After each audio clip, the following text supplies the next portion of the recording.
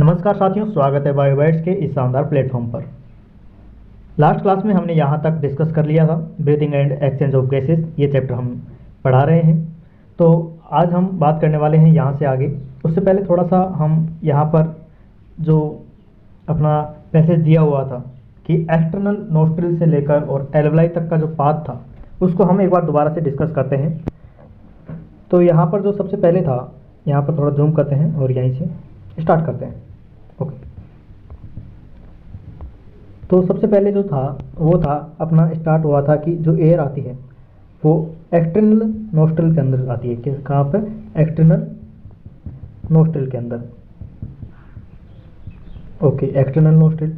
External nostril से आगे जब हम बढ़ते हैं नेस्ट्रल पैसेज के माध्यम से तो आता है नेजल पैसेज। क्या आता है? नेजल पैसेज से होते हुए फिर नेजल चैम्बर में आ जाता है। ठीक है, नेजल चैम्बर में आता है। नेजल चैम्बर से नेजल नोस्ट्रिल जो आता है इंटरनल नोस्ट्रिल आ जाता है। ठीक है, एक्सटर्नल नोस्ट्रिल, उसके बाद में नेजल पैसेज के माध्यम से नेजल चैम्बर में आ जाएगा। नेजल चैम्बर से इंटरनल नोस्ट्रिल में आ जाएगा। उसके बाद में कहाँ पर आएगा? ये आ जाएगा अपना किसमें? फेरिंग्स में। कहाँ पर? फेरिंग्स के अंदर आ जाता है। ओके, फेरिंग्स, यहाँ पर एक इंपॉर्टेंट लाइन एनसीईआरटी ने डिस्कस की थी कि जो फेरिंग्स का एक पार्ट होता है और फेरिंग्स वही होता है फूड और कॉमन के लिए कॉमन पैसेज, पूरा का पूरा फेरिंग्स नहीं होता है। ओके, फेरिंग्स के बाद में जो आता है वो आता है लैरिंग्स। क्या आता है? लैरिंग्स। फेरिंग्स के बाद में लैरिंग्स। ओके, लैरिंग्स के बाद में जो आता है वो आता है ट्रेकिया। क्या आता है? ट्रेकिया। ट्रेकिया। ट्रेकिया के बाद में आता है प्राइमरी ब्रोंकाई। क्या आती है? Primary bronchi, secondary bronchi, tertiary bronchi. Okay, tertiary bronchi, primary, secondary and tertiary bronchi. Tertiary bronchi के आगे की तरफ जब हम बढ़ते हैं तो ये आ जाता है इनिशियल ब्रोंकाई। क्या आती है? Initial bronchi. Okay, initial bronchi. Initial bronchi. Initial bronchi से आगे की तरफ जब बढ़ते हैं तो ये होता है टर्मिनल ब्रोंकाई। क्या होता है? Terminal bronchi. Terminal bronchi. इसकी तरफ फिर आगे की तरफ और जब बढ़ते हैं तो एल्वेलाई डक्ट, और एल्वेलाई डक्ट से आगे की तरफ और बढ़ते हैं तो ये हो जाता है एल्वेलाई। कहाँ पर आ जाता है? एल्वेलाई में। ओके, तो ये था पूरा की पूरा पाथ। देखो यहाँ पर आप देखिए पूरा की पूरा पाथ जो हमने यहाँ से स्टार्ट किया था, एक्सटर्नल नोस्ट्रिल, एक्सटर्नल नोस्ट्रिल से लेकर और लास्ट में एल्वेलाई तक, एक्सटर्नल नोस्ट्रिल से और कहाँ तक? एल्वेलाई तक, ऐसे एयर पास होती हुई आती है। ठीक है, ऑक्सीजन यहाँ से आती है एक्सटर्नल नोस्ट्रिल से और एल्वेलाई तक। ठीक है, एल्वेलाई तक, यहाँ तक आती है।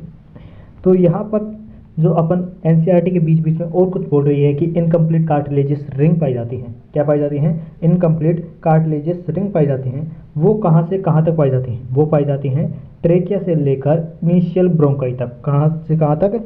ट्रेकिया से लेकर इनिशियल ब्रोंकाई, ट्रेकिया से लेकर और इनिशियल ब्रोंकाई तक क्या पाए जाते हैं? इनकम्प्लीट कार्टिलेजियस रिंग पाए जाते हैं। किस शेप के होते हैं? सी शेप के होते हैं। इनकम्प्लीट कार्टिलेजियस रिंग पाए जाते हैं।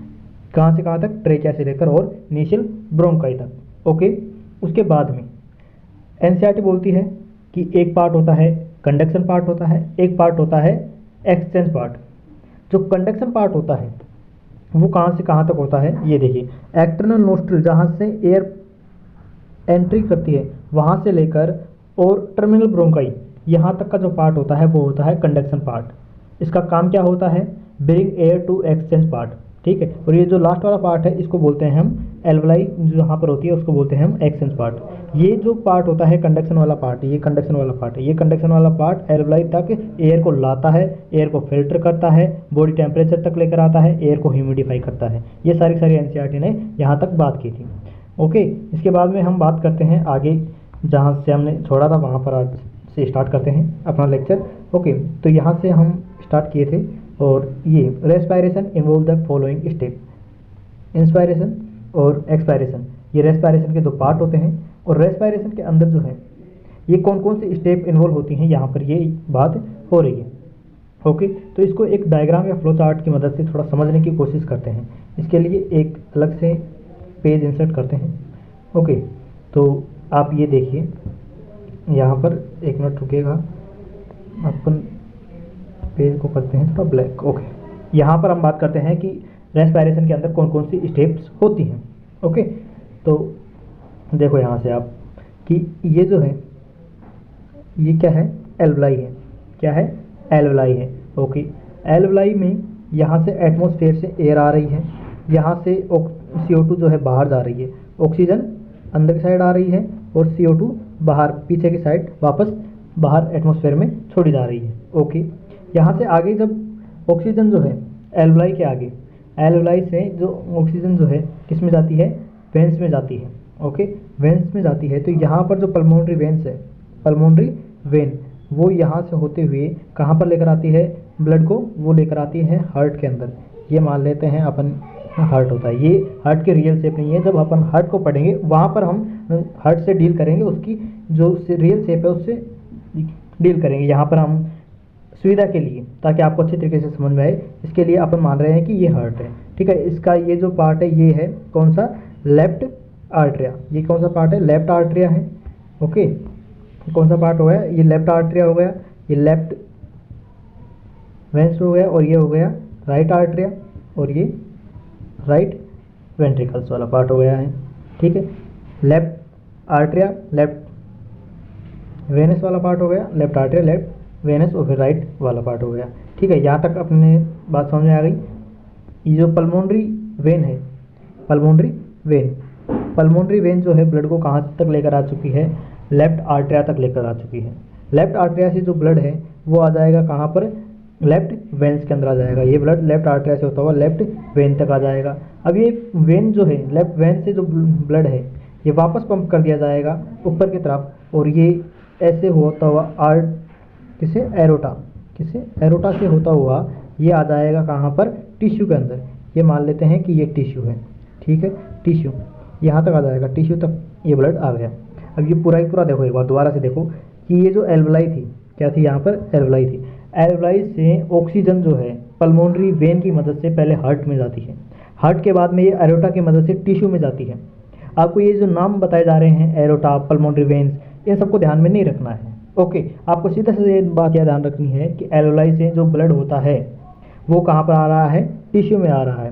टिश्यू से वापस ब्लड जो है वेन की मदद से, वेन की मदद से कहाँ पर जाएगा, राइट आर्टरिया में जाएगा, फिर राइट वेन्स में जाएगा, और फिर ये कहाँ पर आ जाएगा वापस से, यहाँ पर किसके पास आ जाएगा, ये वापस से वैसे वहीं पर आ जाएगा एल्वलाई के पास में। और एल्वलाई क्या करती है, ऑक्सीजन CO2 का डिफ्यूजन करती रहती है। ओके, तो ये सारा का सारा पार्ट था। इसमें आप देखो सबसे पहला पार्ट है ब्रीदिंग वाला पार्ट, कि हमने बाहर से ऑक्सीजन को लिया, बाहर से ऑक्सीजन को लिया, CO2 को बाहर छोड़ा। इस पार्ट को हम क्या बोलते हैं, ब्रीदिंग बोलते हैं। क्या बोलते हैं, ब्रीदिंग। ये फर्स्ट स्टेप है रेस्पिरेशन की। दूसरी जो स्टेप है वो है gaseous exchange between alveoli and blood. यहाँ पर देखो आप, ये एल्वलाई और जो अपने ब्लड है उसके बीच में गैसेस का एक्सचेंज हो रहा है। यहाँ पर ब्लड का एक्सचेंज हो रहा है। ओके, तो ये दूसरा पार्ट हो गया, कौन सा, एक्सचेंज वाला पार्ट हो गया। ठीक है, गैसियस एक्सचेंज बिटवीन एल्वलाई और ब्लड के बीच में गैसियस एक्सचेंज हो रहा है। तीसरा वाला जो पार्ट है कि जो ऑक्सीजन है उसका ट्रांसपोर्ट हो रहा है, transport of gases by blood. यहाँ से ब्लड जो है ऑक्सीजन को, गैसेज को लेकर आ रहा है, यहाँ से लेकर जा रहा है। तो ये कौन सा पार्ट हो गया, ट्रांसपोर्ट वाला तीसरा पार्ट हो गया। ये कौन सा हो गया, ट्रांसपोर्ट वाला तीसरा पार्ट हो गया। चलिए ठीक है, अब जो अगला पार्ट है वो है exchange of gases between blood and tissue.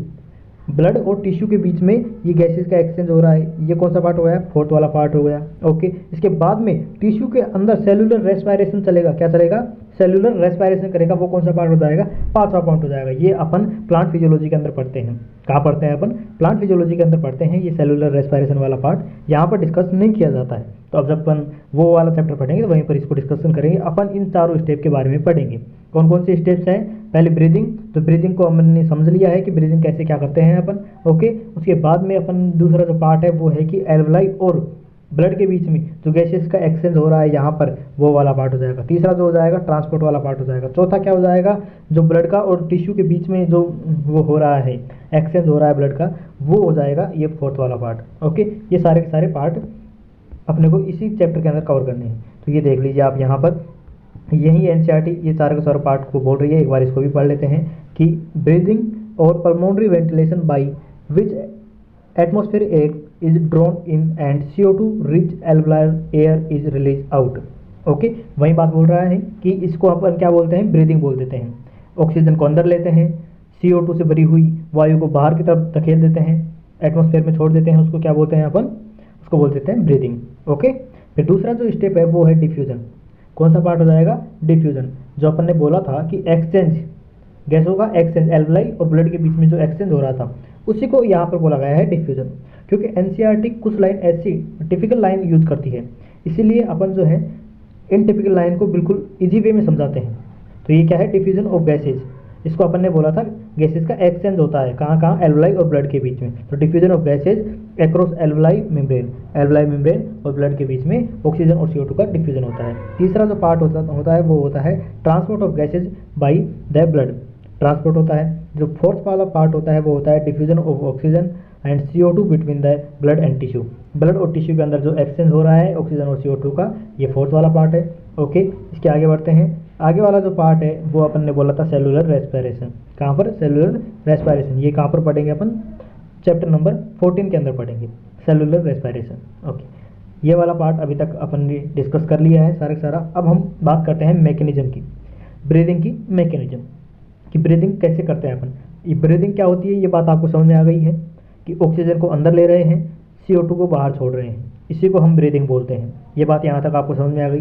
तो इसमें देखो एनसीईआरटी क्या बोल रही है कि जो ब्रीदिंग होती है, ब्रीदिंग इन्वॉल्व्स 2 स्टेज। ब्रीदिंग के अंदर कितने स्टेज होती हैं, 2 स्टेज होती हैं। कौन कौन सी, इंस्पायरेशन। Okay sir. दूसरी स्टेप कौन सी है, एक्सपायरेशन। सर इंस्पायरेशन क्या होती है, inspiration during which atmospheric air is drawn in, मतलब एटमॉस्फेरिक एयर को हम अंदर की तरफ लेते हैं, खींचते हैं, उसको बोलते हैं inspiration.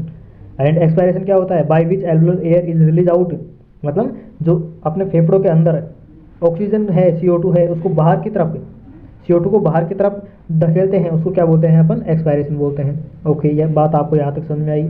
The movement of air into and out of the lungs is carried out by the creating a pressure gradient between the lungs and the atmospheric air. आप ये बात सोचिए कि जो एयर है वो अंदर आ रही है, बाहर जा रही है, इसके पीछे एक बड़ा कारण क्या है, ये अंदर बाहर क्यों जा रही है, तो यह जा रही है प्रेशर ग्रेडियंट की वजह से। किसकी वजह से, प्रेशर ग्रेडियंट की वजह से। दोनों के बीच में प्रेशर ग्रेडियंट क्रिएट किया जाता है और इसी प्रेशर ग्रेडियंट को अपन जो है यहाँ पर समझने वाले हैं कि कैसे प्रेशर ग्रेडियंट जो होता है ये क्रिएट होता है। देखो यहाँ पर आप समझिए कि ये एक चैम्बर है। ओके, ये एक चैम्बर है। मान लीजिए यहाँ से एयर जो है, यहाँ से एयर अंदर आ रही है, तो क्या होगा कि यहाँ का प्रेशर ज़्यादा होगा और यहाँ का प्रेशर कम होगा। तो एयर, सिंपल सी बात है कि ज़्यादा प्रेशर से और कम वाले की तरफ अपने आप खींची आएगी। ठीक है, ज़्यादा प्रेशर, अगर बाहर का ज़्यादा प्रेशर है और अंदर का कम प्रेशर है तो बाहर से अंदर की तरफ आ जाएगी। और सोचो इसी के विपरीत कंडीशन सोचो कि अंदर का प्रेशर बहुत ज़्यादा है, अंदर का प्रेशर ज़्यादा हो गया आज और बाहर का प्रेशर कम हो गया, तो एयर जो होती है वो कहाँ से, ज़्यादा प्रेशर से कम प्रेशर की तरफ। एक ही रूल है, क्या रूल है कि जब भी एयर जो है ज़्यादा प्रेशर से लो प्रेशर की तरफ जाएगी, और जब ये प्रेशर का बीच में डिफरेंस आ रहा है, इसी को हम बोलते हैं प्रेशर ग्रेडियंट। क्या बोलते हैं, प्रेशर ग्रेडियंट बोलते हैं। अपने जो एयर होती है, अपने जो लंग्स के अंदर एयर, ये भी इसी की वजह से अंदर बाहर होती है, प्रेशर ग्रेडियंट की वजह से ही। Okay, between the lungs and atmosphere air. ठीक है, अब बात करते हैं inspiration. Inspiration can occur if the pressure within the lungs is less than the atmospheric air. Atmospheric air, ये देखो इंस्पायरेशन कब होगा सर, ये बोल रहा है इंस्पायरेशन का मतलब क्या होता है कि हम एयर को अंदर की तरफ खींच रहे हैं। अंदर की तरफ कब खींचेंगे, जब अंदर का जो प्रेशर होगा वो कम होगा, बाहर का प्रेशर ज़्यादा होगा।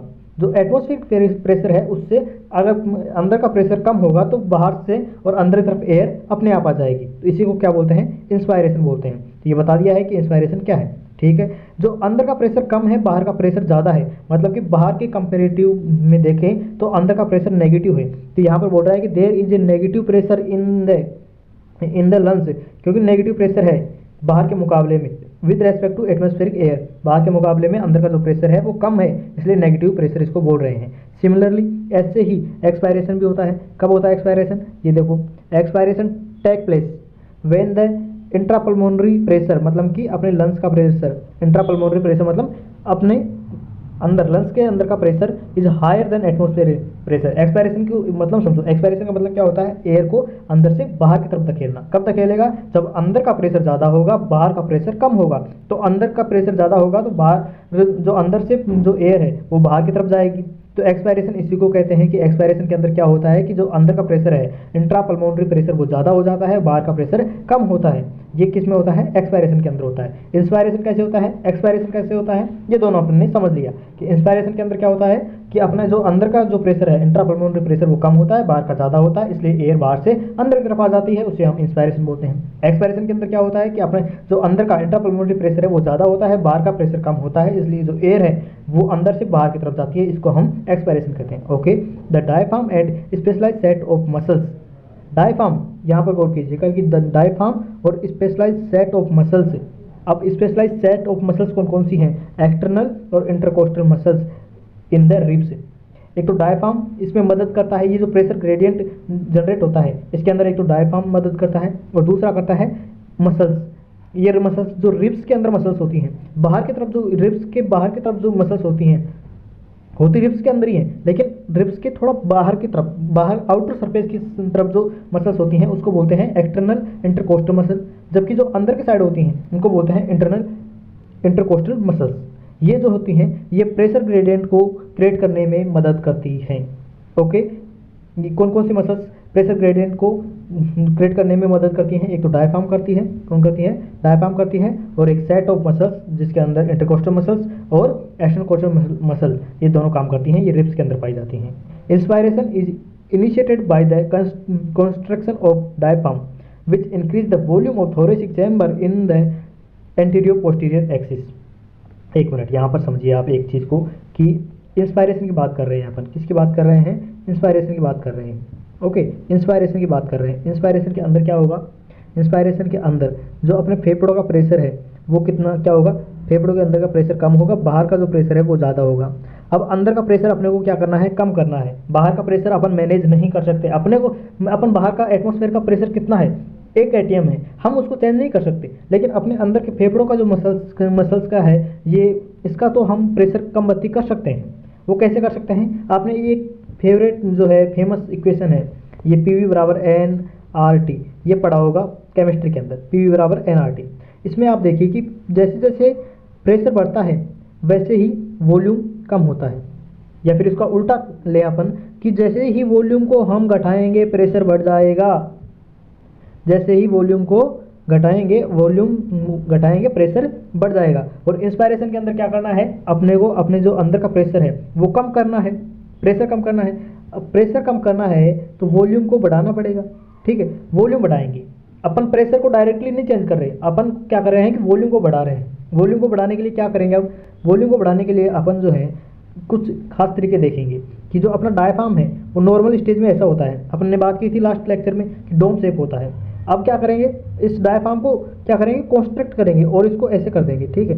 पहले मान लो कि ये फेफड़ा जो था, ये फेफड़ा अपना ऐसा था, फेफड़ा, ओके, ये फेफड़ा ऐसा था, इसके वॉल्यूम कितना था, ये वॉल्यूम, ये वाला वॉल्यूम था इसका, कितना था, इतना वॉल्यूम था, ओके, ये वॉल्यूम था। अब अपन ने क्या किया कि इसको जो ये डायफ्राम यहाँ पर था, डायफ्राम यहाँ पर था, इसको अपन यहाँ पर तक ले आए, कितना ले आए, यहाँ पर था और इसको यहाँ तक ले आए। मतलब अब जो नया वो बना है, नई जो बाउंड्री है डायफ्राम की वो ये है, ओके। तो अब जो प्रेशर बढ़ा है वो इस तरफ बढ़ चुका है, ये कहाँ है, ये है एंटीरियर, ये कौन सा पार्ट है, ये है पोस्टीरियर। तो एंटीरियर से पोस्टीरियर की तरफ ये बढ़ रहा है, कैसे, क्योंकि डायफ्राम जो है कंस्ट्रक्शन हुआ है, डायफ्राम के अंदर कंस्ट्रक्शन किया और जो ये वॉल्यूम है ये बढ़ा। वॉल्यूम पहले इतना ही वॉल्यूम था, पहले इतना वॉल्यूम था, लेकिन अब जो वॉल्यूम डायफ्राम को हमने कंस्ट्रक्ट किया डी शेप से, डोम शेप से अपन ने फ्लैट कर दिया इसको, देखो लमसम ये फ्लैट ही हो चुका है, इसको फ्लैट किया कि कहाँ से एंटीरियर से पोस्टीरियर एक्सिस में इसको बढ़ाया। तो अब जो नया वॉल्यूम है वो ये वाला वॉल्यूम है, नया वॉल्यूम ये वाला वॉल्यूम है, ओके। तो नया वॉल्यूम मतलब वॉल्यूम बढ़ चुका है, वॉल्यूम बढ़ चुका है मतलब कि प्रेशर कम हुआ है, प्रेशर कम हो गया है, वॉल्यूम बढ़ा है मतलब प्रेशर कम हुआ है। तो अंदर का प्रेशर कम हो गया है, बाहर का प्रेशर ज़्यादा है, एटमॉस्फेयर के मुकाबले में अंदर का प्रेशर अब कम हो गया है, नेगेटिव प्रेशर हो गया है। तो अब आराम से एयर जो है बाहर से और अंदर की तरफ आ जाएगी, फेफड़ों के अंदर आ जाएगी। तो ये हो जाएगा इंस्पायरेशन, क्या हो जाएगा, इंस्पायरेशन। ये तो एक बात हो गई। दूसरी बात और देखो यहाँ पर, दूसरी बात क्या होती है कि एक्सटर्नल इंटरकोस्टल मसल, ये जो थी पहले एक्सटर्नल इंटरकोस्टल मसल्स जो थी ये इस प्रकार से थी, ठीक है, यहाँ पर थी एक्सटर्नल इंटरकोस्टल मसल्स, ठीक है। ये है डोर्सल साइड, ठीक है, ये है वेंट्रल साइड, डोर्सल साइड और ये वेंट्रल साइड। आप जानते हैं वेंट्रल साइड कौन सी साइड होती है, जो अपना मुंह है वो वाला जो साइड है ये है कौन सा, वेंट्रल साइड, और जो पीछे की साइड है, बैक साइड है, वो होती है डोर्सल साइड, ओके। तो डोर्सल वेंट्रल साइड। और यहाँ पर पसलियाँ हैं, पसलियों के अंदर है एक्सटर्नल इंटरकोस्टल मसल्स। कौन सी होती हैं? EIMC, मतलब एक्सटर्नल इंटरकोस्टल मसल्स है। ये पहले ऐसे थी। अब जो है इनके अंदर कंस्ट्रक्शन कर रहे हैं, अपन क्या कर रहे हैं? कंस्ट्रक्ट कर रहे हैं इनको, ठीक है। अब ये जो नया बन रहा है, अब ये एक्सटर्नल इंटरकोस्टल मसल, अब ये ऐसी हो जाएंगी, कैसी हो जाएंगी? ऐसी हो जाएंगी। पहले ये यहाँ पर थी, लेकिन अब ये जो है यहाँ पर आ चुकी हैं।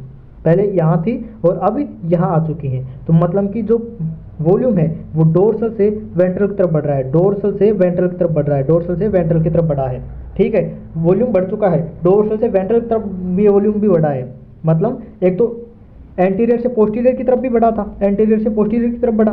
दूसरा कौन सा बढ़ा? एक्सटर्नल इंटरकोस्टल मसल्स की वजह से इनमें कॉन्ट्रैक्शन हुआ, तो इनकी वजह से डोर्सल से वेंट्रल की तरफ बढ़ा। दोनों तरफ से क्या बढ़ रहा है? वॉल्यूम बढ़ा है, दोनों तरफ से वॉल्यूम बढ़ा है और प्रेशर कम हुआ है। तो इस प्रकार से ये जो अपना इंस्पायरेशन है ये इस प्रकार से अकर करता है। इंस्पायरेशन के लिए प्रेशर ग्रेडियंट जो होता है ये इस प्रकार से टेक प्लेस करता है। तो यहाँ पर एक बार दोबारा से इसको देखिए आप कि जो इंस्पायरेशन है, अपने इंस्पायरेशन को पूरा समझ लिया है, लेकिन एक बार एनसीईआरटी से दोबारा से देख लेते हैं। जो इंस्पायरेशन है वो initiated by the construction of diaphragm. क्या होता है? डायफ्राम के अंदर कंस्ट्रक्शन होता है, जिसकी वजह से क्या होता है? वॉल्यूम इंक्रीज हो जाता है। क्या होता है? वॉल्यूम इंक्रीज हो जाता है। Thoracic chamber in the anterior posterior axis में। कहाँ से? एंटीरियर से पोस्टीरियर एक्सिस में। अपन ने पूरी बात समझी, आपको समझ में आई होगी। The construction of internal external coastal muscle lift up the ribs. और देखो रिब्स को भी ऊपर की तरफ बढ़ा देता है। कहाँ से? डोर्सल से वेंट्रल साइड में बढ़ता है। और इससे भी क्या होता है कि ये अपना जो प्रेशर है वो कम हो जाता है और जो इंस्पायरेशन की जो क्रिया है वो अच्छी तरीके से हो जाती है। Sternum caging the increase the volume. Last process क्या है कि वॉल्यूम इंक्रीज हो चुका है थोरेसिक चैम्बर का in the dorsal ventral axis में। कहाँ से कहाँ तक? डोर्सल से वेंट्रल एक्सिस में ये वॉल्यूम बढ़ा है। ये आपको याद रखना है कि वॉल्यूम कहाँ से कहाँ की तरफ बढ़ा है। ओके, जो अपना डायफ्राम में कंस्ट्रक्शन हुआ था तो वो कहाँ से बढ़ा था? एंटीरियर से पोस्टीरियर साइड में बढ़ा था, एंटीरियर से पोस्टीरियर साइड में बढ़ा था। जबकि एक्सटर्नल इंटरनल कोस्टल मसल में कॉन्ट्रैक्शन हुआ था तो ये कहाँ से कहाँ तक बढ़ा था? जो पहले ऐसे थी और ये अपना कौन सा साइड था? डोर्सल साइड था, ये था वेंट्रल साइड। तो ये डोर्सल से वेंट्रल के साइड में बढ़ा था, ये ऐसे हो गई थी, ठीक है। तो डोर्सल से वेंट्रल के साइड में तो बढ़ा था, कहाँ पर? इनके अंदर रिब्स के अंदर एक्सटर्नल इंटरकोस्टल मसल की वजह से बढ़ा था, जबकि एंटीरियर पोस्टीरियर एक्सिस के अंदर डायफ्राम की वजह से बढ़ा था, ठीक है। आप ये बात ध्यान रखिएगा। आगे बढ़ते हैं। The overall increase the thoracic volume.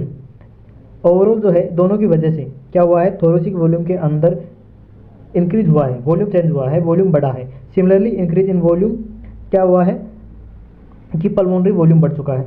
अब ये क्या बढ़ा है? पल्मोनरी वॉल्यूम बढ़ा है। थोरेसिक वॉल्यूम और पल्मोनरी वॉल्यूम एक दूसरे को रिफ्लेक्ट करती हैं। ये एनसीईआरटी ने पहले बोला था कि थोरेसिक चैम्बर के अंदर जब भी कोई चेंजेस होता है वो सीधा पल्मोनरी कैविटी के अंदर चेंजेस रिफ्लेक्ट होता है, ठीक है। तो ये ऐसे कैसे? जैसे ही अपन थोरेसिक वॉल्यूम को बढ़ाते हैं वैसे ही पल्मोनरी वॉल्यूम भी बढ़ जाता है। Okay, and increase in pulmonary volume decrease the intra pulmonary pressure. देखा अपन ने बात कही थी कि जैसे जैसे वॉल्यूम बढ़ेगा, भैया वॉल्यूम बढ़ चुका है, वॉल्यूम बढ़ा तो प्रेशर घटा, प्रेशर घट चुका है, ठीक है। Then atmospheric pressure which force the air from outside to move into the lungs. अब क्या हुआ? प्रेशर कम हो चुका है, वॉल्यूम बढ़ा है। अपने जो थोरेसिक कैविटी का वॉल्यूम है, पल्मोनरी जो कैविटी है इसका वॉल्यूम बढ़ा, प्रेशर कम हुआ तो अब एटमॉस्फेरिक प्रेशर जो है वो ज़्यादा हो गया और जो अंदर का प्रेशर है वो कम हो गया। इसलिए जो एयर है वो बाहर से अंदर की तरफ आ जा रही है। ओके, इसी को हम इंस्पायरेशन बोलते हैं। इंस्पायरेशन की जो पूरी प्रक्रिया है, पूरी प्रोसेस है वो मैंने आपको समझा दी है। आपको आई होप समझ में आ गया होगा। अगर नहीं भी समझ में आया, थोड़ा कहीं पर डाउट आ रहा है तो एक बार दोबारा से इसको रिमाइंड कीजिए और वहाँ से दोबारा से देखिए। डिजिटल प्लेटफॉर्म का यही तो एक अच्छा फ़ायदा होता है कि अगर आपको कोई चीज़ समझ में नहीं आ रही है, ज़्यादा फास्ट हो जाती है कहीं पर, तो आप उसको दोबारा से सुन सकते हैं। और फिर भी नहीं समझ में आ रहा है तो आप कमेंट के अंदर बता दीजिएगा, एक बार इसको दोबारा से डिटेल में भी समझा सकते हैं अपन। आपको समझ में आना चाहिए, मेन एंड फाइनल गोल यही है अपना। ओके, ये था अपना इंस्पायरेशन, ऐसे इंस्पायरेशन हुआ था। अब दूसरी बात करें एक्सपायरेशन के अंदर। एक्सपायरेशन के अंदर क्या होता है सर? इनहेल, एक्सहेल भी बोलते हैं इसको। इनहेल को मतलब इंस्पायरेशन, एक्सहेल को मतलब एक्सपायरेशन भी बोलते हैं। ओके, दो रिलैक्सेशन ऑफ द डायफ्राम। जो डायफ्राम जो अपन ने डोम शेप से और ऐसे स्ट्रेच करके, पहले कैसे था? डोम शेप था, ऐसे था, उसको हमने स्ट्रेच कर दिया था, ऐसे हो गया था, ठीक है। वो अब अपन रिलैक्स करेंगे तो वापस से डोम शेप हो जाएगा और फिर से प्रेशर कम हो जाएगा, ठीक है। देखो रिलैक्सेशन ऑफ द डायफ्राम, अपन ने डायफ्राम के अंदर रिलैक्सेशन कर दिया। Intercostal muscle return to the diaphragm. क्या होता है कि इंटरकोस्टल मसल जो होते हैं रिटर्न हो गई to the diaphragm and sternum of their normal position. दोनों की दोनों, ये जो अंदर का वॉल्यूम था वो बढ़ा था, किस किस वजह से बढ़ा था, आप बताइए एक बार, किस किस वजह से बढ़ा था? वो बढ़ा था कि अपना डायफ्राम की वजह से बढ़ा था, और एक दूसरा बढ़ा था वो किसकी वजह से बढ़ा था? एक्सटर्नल इंटरकोस्टल मसल्स की वजह से बढ़ा था। अब ये दोनों के दोनों के अंदर अपन ने कॉन्स्ट्रक्शन किया था, इसलिए बढ़ा था। अब जैसे ही वापस से उसको दूसरी स्थिति में जैसे पहले थे वे उसी स्थिति में आ जाएंगे, तो उसी स्थिति में आ जाएंगे तो मतलब अंदर का क्या हो जाएगा? वॉल्यूम कम हो जाएगा। वॉल्यूम कम हो जाएगा मतलब प्रेशर बढ़ जाएगा, ठीक है, वॉल्यूम कम हो जाएगा और प्रेशर बढ़ जाएगा। रिड्यूस द थोरेसिक वॉल्यूम, क्या हुआ कि ये क्या करता है? थोरेसिक वॉल्यूम को कम कर देता है। ये बात अपन ने यहाँ पर बताई कि दोनों के अंदर रिलैक्सेशन हो चुका है, रिलैक्सेशन हुआ तो ये दोनों के वॉल्यूम कम हो चुके हैं, थोरेसिक वॉल्यूम कम हुआ। पल्मोनरी वॉल्यूम उसी का रिफ्लेक्शन है, ठीक है, थोरेसिक वॉल्यूम और पल्मोनरी वॉल्यूम एक दूसरे के रिफ्लेक्टिव है, तो ये कम हो चुके हैं, वॉल्यूम कम हुआ है, सीधी सी बात है कि वॉल्यूम कम हुआ है। Okay, this lead an increase in pulmonary pressure, क्या हुआ? ये बात बताइए अपन ने कि वॉल्यूम कम हुआ तो प्रेशर क्या हुआ? बढ़ चुका है, slightly above the atmospheric pressure, atmospheric pressure से ज़्यादा हो गया। अब जो अपने फेफड़ों का जो प्रेशर है वो एटमॉस्फेरिक एयर से ज़्यादा हो गया, ज़्यादा हो गया तो हमेशा एयर की तो टेंडेंसी होती है कि ज़्यादा से कम की तरफ जाएगी। अब अपने अंदर फेफड़ों के अंदर प्रेशर ज़्यादा है, बाहर की तरफ कम है, तो कहाँ से कहाँ जाएगी? अंदर से और बाहर की तरफ जाएगी। इसी को अपन क्या बोलते हैं? एक्सपायरेशन बोलते हैं, ठीक है, इसी को एक्सपायरेशन बोलते हैं। The from the lungs, okay, इसी को क्या बोलते हैं? एक्सपायरेशन बोलते हैं। We have the ability to increase the strength of inspiration and expiration with the help of additional muscles in the abdomen. देखो अपना जो एब्डोमिन है, जिसको अपन साधारण भाषा में बोलते हैं पेट, तो इस पेट के अंदर कुछ ऐसी मसल्स होती हैं जो कि अपने को इंस्पायरेशन और एक्सपायरेशन की कैपेसिटी को बढ़ा देते हैं। जब अपने को कभी होता है ना कि बहुत ज़्यादा सांस लेनी होती है, तो अपने जो पेट होता है ये बिल्कुल चिपक जाता है, अंदर तरफ चिपक जाता है। ये क्या होता है? एब्डोमिनल मसल्स होती हैं जो कि अपने इंक्रीज कैपेसिटी को, एक्सपायरेशन और इंस्पायरेशन की कैपेसिटी को बढ़ा देती हैं। जब अपन पेट को बाहर की तरफ, बिल्कुल बाहर की तरफ छोड़कर और ऐसे एक्सपायरेशन करते हैं तो उसमें बहुत ज़्यादा एयर अपन बाहर की तरफ छोड़ पाते हैं, जो कि नॉर्मल से ज़्यादा होती है। तो अपने पास ये एडिशनल कैपेसिटी होती है कि इंस्पायरेशन और एक्सपायरेशन की जो कैपेसिटी है उसको हम बढ़ा सकते हैं एडिशनल मसल्स की वजह से। ये कौन सी मसल्स हैं? एब्डोमिनल मसल्स की वजह से बढ़ा सकते हैं। ये एडिशनल पॉइंट था, हालांकि ये पहुंचा नहीं गया है अभी तक और पहुंचे जाने की संभावना भी नहीं है। Okay, on an average a healthy human breath 12 से 16 टाइम प्रति मिनट। एक जो हेल्दी इंसान है वो 12 से 16 टाइम 1 मिनट के अंदर ब्रीथ करता है, ठीक है, 12 से 16 बार अंदर करता है एयर को, 12 से 16 बार बाहर करता है। तो ये ब्रीथ के अंदर दोनों चीज़ आ जाती हैं, इंस्पायरेशन एंड एक्सपायरेशन। ये दोनों प्रक्रिया मिलकर अपन 12 से 16 बार करते हैं 1 मिनट के अंदर। ये एक इंपॉर्टेंट डाटा है, इसको आप याद रखिएगा, इंपॉर्टेंट डाटा है, इसको मैंने रेड हाईलाइट भी कर दिया है। ओके, इंपॉर्टेंट डाटा है, याद रखिएगा। The volume of air involve in breathing movement can be initiated by the, देखो वॉल्यूम जो भी है, वॉल्यूम कैपेसिटीज है, जितनी अपन कितनी एयर को अपन ने अंदर की साइड लिया, बाहर कितनी एयर छोड़ा, उसको वॉल्यूम में नापते हैं अपन, वॉल्यूम में नापते हैं। और इसको कौन से एक इंस्ट्रूमेंट की वजह से मेजर किया जा सकता है? उसको बोलते हैं स्पायरोमीटर। किसकी वजह से? स्पायरोमीटर। ये भी याद रखिएगा कि अपन जो एयर है उसको किसकी मदद से नापते हैं, पल्मोनरी एयर को किसकी तरफ से नापते हैं, मतलब किसकी हेल्प से नापते हैं, तो वो होता है स्पायरोमीटर। ओके, यहाँ तक अपन ने सारा सारा डिस्कस कर लिया है, समझ लिया है इंस्पायरेशन क्या होता है, इंस्पायरेशन किस तरीके से होता है, क्या कुछ मदद करते हैं इंस्पायरेशन के अंदर, और एक्सपायरेशन क्या होता है। और आप रोज़ रोज़ ऐसे वीडियो जैसे कंसिस्टेंट 8 बजे आ रहे हैं आपके पास, वैसे ही रोज़ देखिए, आपका गारंटेड सिलेक्शन होगा। और आपको मैं बता रहा हूँ एक भी क्वेश्चन नहीं अटकने वाला है। आप जो भी अपन NCERT हाईलाइट के अंदर देख रहे हैं, आपको मैं नीट के क्वेश्चन आप तक लेकर आऊँगा, एम्स के क्वेश्चन लेकर आऊँगा, स्टेट में जितने भी BSc नर्सिंग से रिलेटेड, पैरामेडिकल से रिलेटेड जितने भी एग्जाम होते हैं उनके PYQ मैं आपके सामने लेकर आऊँगा। आपसे एक भी क्वेश्चन नहीं अटकेगा, एक भी क्वेश्चन ऐसा नहीं होगा जो बाहर से आ रहा हो, आपने यहाँ पर डिस्कस ना किया हो। देखिएगा आप, और आप मन लगा के अच्छे तरीके से पढ़िए। और नेक्स्ट लेक्चर में अपन जो है डिस्कस करेंगे इंस्पायरेटरी वॉल्यूम एंड कैपेसिटीज़ को, ठीक है। यहाँ भी एक इंपॉर्टेंट से टॉपिक है, तो इसको अपन नेक्स्ट जो लेक्चर है उसमें डिस्कस करेंगे। अभी तक आपको कितना समझ में आया है? कुछ डाउट हो तो आप वहाँ पर पूछ सकते हैं। नेक्स्ट लेक्चर में मिलते हैं, चैनल को सब्सक्राइब कर लीजिए। धन्यवाद।